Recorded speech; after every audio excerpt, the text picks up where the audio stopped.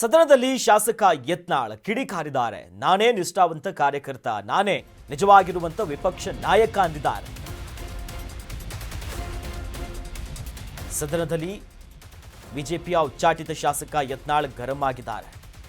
ನಾನೇ ನಿಷ್ಠಾವಂತ ಕಾರ್ಯಕರ್ತ, ಜೊತೆಯಲ್ಲಿ ನಾನೇ ನಿಜವಾಗಿರುವಂತ ಓರ್ವ ವಿಪಕ್ಷ ನಾಯಕ, ನಾನು ಅಡ್ಜಸ್ಟ್ಮೆಂಟ್ ಗಿರಾಕಿ ಅಲ್ಲ. ಮಾತಿನಲ್ಲೇ ತಿರುಗೇಟು ಕೊಡ್ತಿದ್ದಾರೆ. ಯಾರೊಂದಿಗೂ ಕೂಡ ಹೊಂದಾಣಿಕೆಯನ್ನು ನಾನು ಮಾಡಿಕೊಂಡಿಲ್ಲ ಅನ್ನೋ ಮಾತನ್ನ ಯತ್ನಾಳ್ ಆಡಿರೋದು. ಬಿಜೆಪಿ ನಾಯಕರ ವಿರುದ್ಧ ಯತ್ನಾಳ್ ವಾಗ್ದಾಳಿ ನಡೆಸಿದ್ದಾರೆ.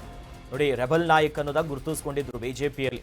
ನಂತರದಲ್ಲಿ ಬಿಜೆಪಿಯ ನಾಯಕರ ಕೆಂಗಣಿ ಗುರಿಯಾಗಿ ಅವರನ್ನ ಪಕ್ಷದಿಂದ ಉಚ್ಚಾಟನೆ ಮಾಡುವಂತ ಕೆಲಸ ಆಯಿತು. ಬಟ್ ಆಂತರಿಕ ಒಳಗೆ ಅವರನ್ನ ವಾಪಸ್ ವಿಶ್ವಾಸಕ್ಕೆ ತೆಗೆದುಕೊಳ್ಳುವಂತ ಪ್ರಯತ್ನ ಕೂಡ ನಡೀತಾ ಇದೆಯಂತೆ.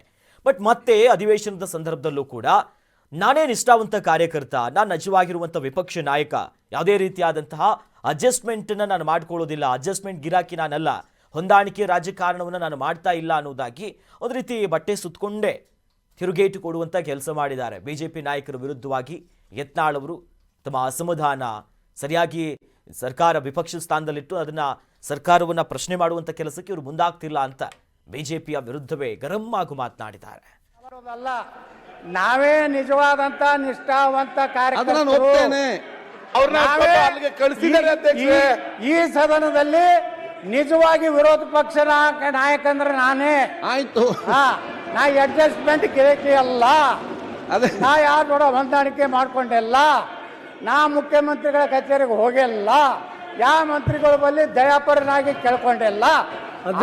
ಬಿಜೆಪಿ ವಿರೋಧ ಪಕ್ಷದ ನಾಯಕರು ಬೇಕಾದ್ರೆ ಡೆಪ್ಯೂಟಿ ಸ್ಪೀಕರ್ ಪಕ್ಕ ನೀವು ಒಂದು ಕುರ್ಚಿ ನನಗೆ ಅಲಾಟ್ಮೆಂಟ್ ಮಾಡ್ಬೇಕಂತ ವಿನಂತಿ ಮಾಡ್ಕೊತಿರೋದಲ್ಲ.